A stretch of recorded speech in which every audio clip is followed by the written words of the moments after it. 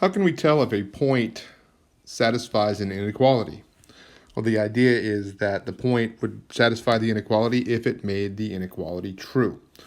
So we have an x, we have a y, we're going to plug them in for x and for y. So I'm going to do 7 times 3 minus 8 times the 1, because my point was 3 comma 1, the 3 in for the x, the 1 in for the y. All points are x, y. That gives me 7 times 3, which is 21, 8 times 1, which is 8, and when I subtract those, I get 13. Now I'm going to bring down my less than 4 all the way down here, and I get this statement. You just have to think about the logic of that statement. 13 is less than 4. No, it is not. This is a false statement, therefore the point does not satisfy the inequality.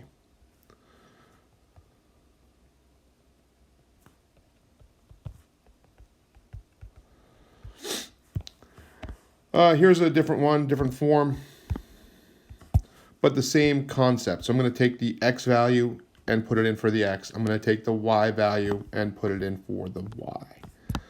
So we get 2 is greater than or equal to 4/3 times 5 minus 1. 2 is greater than, multiply, I get 20/3 minus 1. And then 2 is greater than or equal to 20/3 minus, well, 1 is the same as 3/3. Looking for a common denominator of 3. And that gives me 17 over, wow, that's not really a great 3. You guys deserve better than that. And we get 2 is greater than or equal to 17/3. Now, once I get to this point, I just have to think logically. Is 2 greater than 17/3? Well, 17/3 is the same as 5 2/3.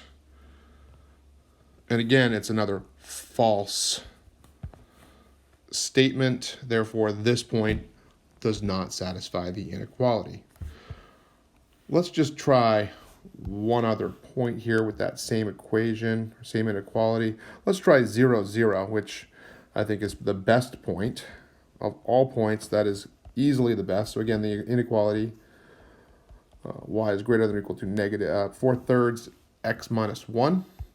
I'm going to plug in 0 in for x. I'm going to plug in 0 in for y. And I end up with this. Now, the reason I like this point the best is because 0 times 4/3 is just 0. And it just basically leaves the negative 1. So is 0 greater than negative 1? That is true. So this point does satisfy the inequality.